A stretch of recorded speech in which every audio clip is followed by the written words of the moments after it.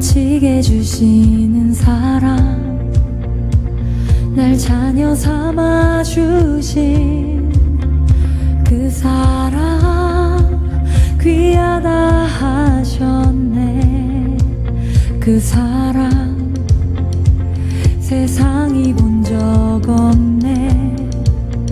주가 우리 죄 위하여 십자가 달리사 죽기까지 사랑하셨네. 주님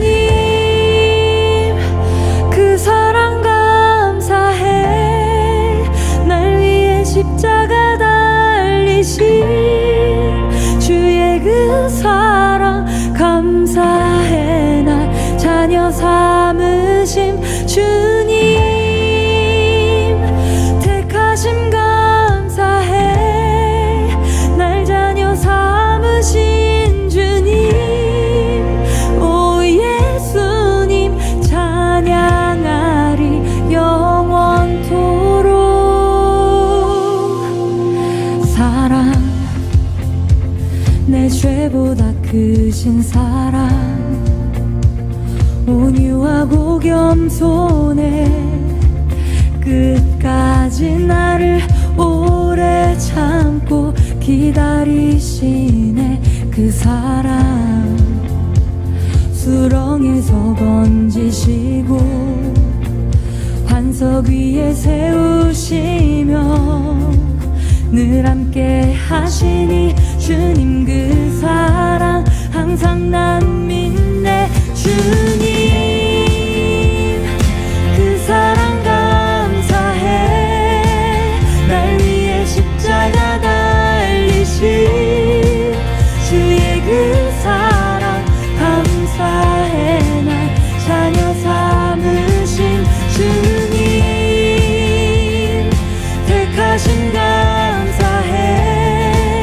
날 자녀 삼으신 주님, 오 예수님 찬양하리 영원토록. 넓고 크고 높고 깊은 날 향한 끝없는 사랑. 넓고 크고 높고 깊은 날 향한 끝없는 사랑. 넓고 깊은 날 향한 끝없는 사랑. 넓고 높고 날 향한 끝없는 사랑. 주님 그 사랑 감사해. 날 위해 십자가 달리신 주의 그 사랑 감사해. 날 자녀 삼으신 주님 택하심 감사해. 날 자녀 삼으신 주님, 오 예수님 찬양하리 영원토록. 주님 그 사랑 감사해. 날 위해 십자가 달리신 주의 그 사랑 감사해. 날 자녀 삼으신 주님 택하심 감사해. 날 자녀 삼으신 주님, 오 예수님 찬양하리 영원토록. 그 사랑 감사해. 아멘.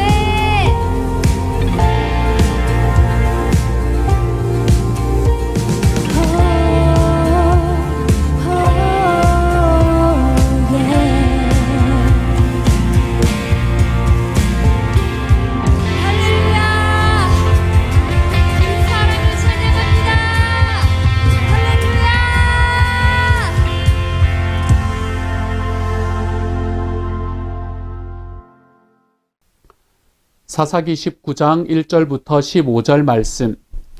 이스라엘의 왕이 없을 그때에 에브라임 산지 구석에 거류하는 어떤 레위 사람이 유다 베들레헴에서 첩을 맞이하였더니 그 첩이 행음하고 남편을 떠나 유다 베들레헴 그의 아버지의 집에 돌아가서 거기서 넉 달 동안을 지내매 그의 남편이 그 여자에게 다정하게 말하고 그를 데려오고자 하여 하인 한 사람과 나귀 2마리를 데리고 그에게로 가매 여자가 그를 인도하여 아버지의 집에 들어가니 그 여자의 아버지가 그를 보고 기뻐하니라.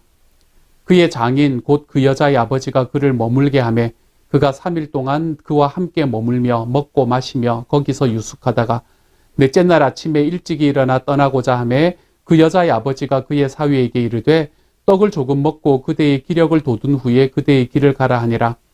두 사람이 앉아서 함께 먹고 마시매 그 여자의 아버지가 그 사람에게 이르되 청하노니 이 밤을 여기서 유숙하여 그대의 마음을 즐겁게 하라 하니 그 사람이 일어나서 가고자 하되 그의 장인의 간청으로 거기서 다시 유숙하더니 5째 날 아침에 일찍이 일어나 떠나고자 하매 그 여자의 아버지가 이르되 청하노니 그대의 기력을 돋우고 해가 기울도록 머물라 하므로 두 사람이 함께 먹고 그 사람이 첩과 하인과 더불어 일어나 떠나고자 하매 그의 장인 곧 그 여자의 아버지가 그에게 이르되 보라 이제 날이 저물어가니 청하건대 이 밤도 유숙하라. 보라 해가 기울었느니라. 그대는 여기서 유숙하여 그대의 마음을 즐겁게 하고 내일 일찍이 그대의 길을 가서 그대의 집으로 돌아가라 하니 그 사람이 다시 밤을 지내고자 하지 아니하여 일어나서 떠나 여부스 맞은편에 이르렀으니 여부스는 곧 예루살렘이라. 안장지운 나귀 2마리와 첩이 그와 함께 하였더라. 그들이 여부스에 가까이 갔을 때에 해가 지려 하는지라 종이 주인에게 이르되 청하건대 우리가 돌이켜 여부스 사람의 이 성읍에 들어가서 유숙하십시다 하니 주인이 그에게 이르되 우리가 돌이켜 이스라엘 자손에게 속하지 아니한 이방 사람의 성읍으로 들어갈 것이 아니니 기브아로 나아가리라 하고 또 그 종에게 이르되 우리가 기브아나 라마 중 한 곳에 가서 거기서 유숙하자 하고 모두 앞으로 나아가더니 베냐민에 속한 기브아에 가까이 이르러 해가 진지라.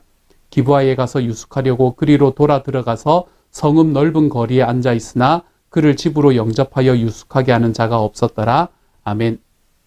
미가의 집에서 일어난 이야기와 그리고 미가의 집과 단 지파 사이에 일어난 그 분쟁, 이 두 가지의 이야기를 마지막으로 하면서 첫 번째 이야기가 끝이 납니다. 27장, 사사기 17장부터 21장까지에 나타나는 이야기는 크게 말하면 두 가지의 스토리로 구분이 되는데요. 그 중에 첫 번째 이야기가 이제 마무리가 되었습니다. 그리고는 두 번째 이야기로 오늘의 말씀에서는 들어와요. 첫 번째 이야기에서 제사장이 나왔잖아요. 레위인 제사장이 나왔잖아요. 그처럼 이 두 번째 이야기에도 레위인 제사장이 나타납니다. 왜 계속 레위인 제사장의 이야기가 나타나냐, 레위 사람의 이야기가 계속 등장하냐 하면 이때 당시에 이스라엘은 왕이 없었거든요. 왕이 없었던 것이기 때문에 이 사람들은 무엇이 아니었나 하면 정치적인 공동체가 아니었습니다. 정치적인 공동체가 아니었는데 어떻게 한 나라의 모습을 유지할 수 있었을까요? 그들은 정치의 공동체가 아니라 종교적인 공동체로 그 나라를 유지하고 있었던 겁니다. 정치적인 공동체였다면 그 나라 전체의 우두머리는 왕이었겠지요. 그런데 이들은 정치적인 공동체가 아니었고 왕이 없는 나라였기 때문에 이 나라의 가장 최고의 우두머리는 사실은 종교적인 이 공동체의 우두머리, 다시 이야기해서 그 나라의 제사장이었던 것입니다. 그러므로 여기서 말하는 제사장 또는 레위 사람, 이런 사람들은 그냥 일반적으로 살던 사람 중에 한 사람이라고 생각하는 것이 아니라 이들은 그때 당시에 그 나라의 사실은 가장 최고의 의사결정을 하는 사람들 중에 한 사람이었다라고 생각을 하시면 됩니다. 물론 여기에 나오는 사람들이 이제 그렇게 높은 지위에 올라간 사람들은 아니었지만 어쨌든 당시에 이 제사장과 레위 사람들은 그 나라 전체에서는 굉장히 존경받는 사람들 중에 한 사람들이었다라고 생각을 하시면 좋아요. 그런데 오늘의 말씀을 먼저 한번 보시면요. 그 레위 사람이 한 사람이 등장을 하는데 이 사람이 뭐를 가지나 하면 첩을 가졌다라는 이야기를 하게 됩니다. 레위 사람이었는데 첩을 가졌다라는 이 이야기부터 벌써 우리의 마음에 부담이 오기 시작하면 올바른 생각입니다. 레위 사람이라 그러면 하나님께서 그들에게 말씀하신 것이 어떤 것이고 주님께서 그들에게 살라고 이야기하신 방향이 무엇인지를 그때 당시에 이스라엘 백성 중에서는 가장 잘 알고 있는 사람이었을 것입니다. 그런데 그 사람이 첩을 가집니다. 하나님께서 말씀하고 하나님께서 이야기하는 그 길을 쫓아가지 않는 모습을 볼 수 있게 되죠. 그런데 거기에서 한 걸음 더해서 이 첩으로 데려온 사람이 음행을 하게 됩니다. 행음을 하게 되죠.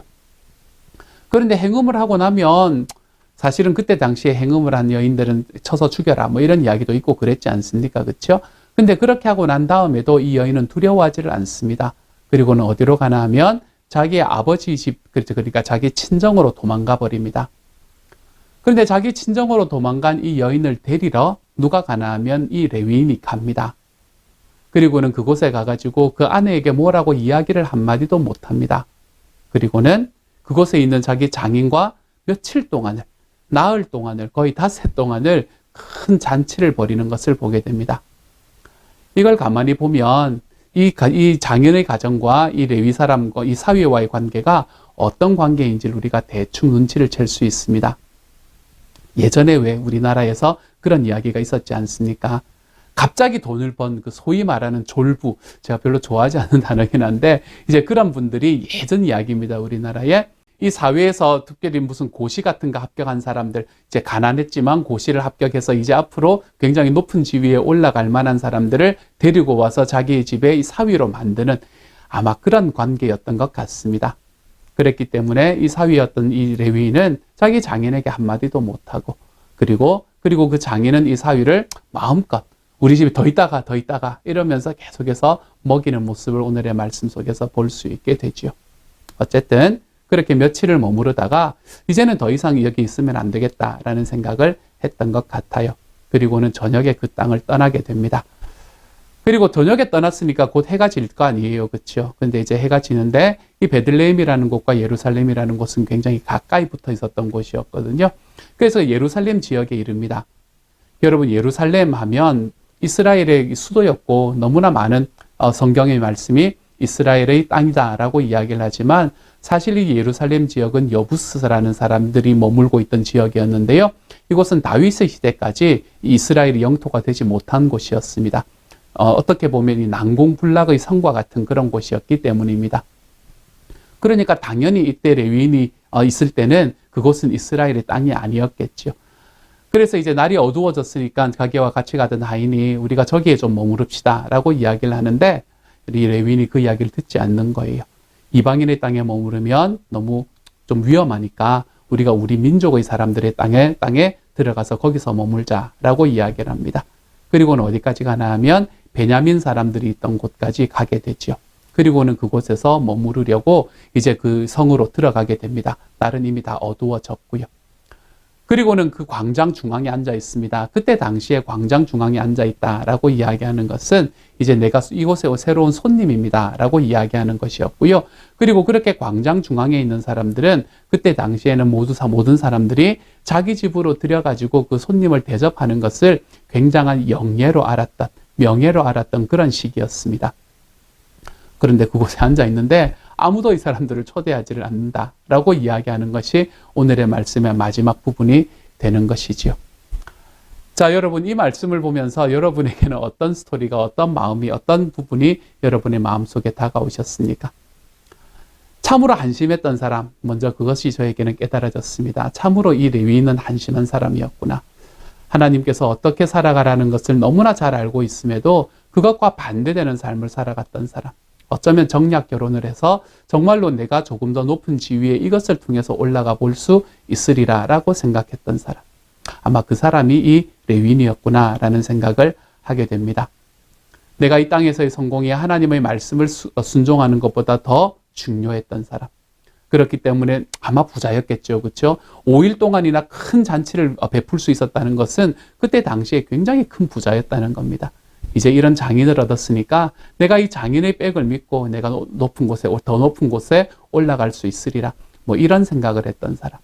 이 사람이 바로 이 레위인이라는 사람이었습니다. 우리는 우리의 삶 속에서 정말 나의 성공의 원인을 어디에 두고 살아가는지 궁금합니다. 내가 이 땅을 살아가면서 성공하면서 살아간다라고 하는 그 근원이 내가 가지고 있는 나의 소유에 있는가? 내가 주님과 동행한다는 사실에 있는가? 여러분, 이것을 다시 한번 돌이켜 보시기를 소망합니다. 주님께서는 우리에게 너가 나와 동행할 때, 내가 너와 함께 있을 때 너의 삶 속에 승리가 온다. 너의 삶 속에 성공이 온다. 이것을 우리에게 분명히 이야기해 주시는 분이십니다. 그러므로 우리의 삶을 살아가며 나의 삶의 성공을 위해서 더 낫고 더 많은 것을 가지기 위한 곳으로 나아가지 않는 하나님의 사람이 되어 가시기를 소망합니다. 오히려 내가 주와 함께 거하는가? 내가 주님께서 말씀하신 길로 걸어가 보고 있는가? 우리가 이러한 것들을 우리의 삶 속의 성공의 원인으로 놓고 살아가 볼 수 있는 하나님의 사람들이 되어 가시기를 우리 주님의 이름으로 소망합니다. 또한 오늘의 말씀은 우리에게 이 사람들, 이 레위인의 이 일행들을 누구도 자기 집으로 데리고 가지 않는 그러한 이 베냐민 사람들의 모습을 바라보면서 또 한 가지를 깨달을 수 있게 됩니다. 우리가 우리 주변에 있는 사람들과 함께 살아갈 때 좀 함께 산다는 것을 기억하며 살았으면 좋겠습니다. 주님께서는 우리에게 다시 말씀드립니다. 공동체를 이루라고 말씀하십니다.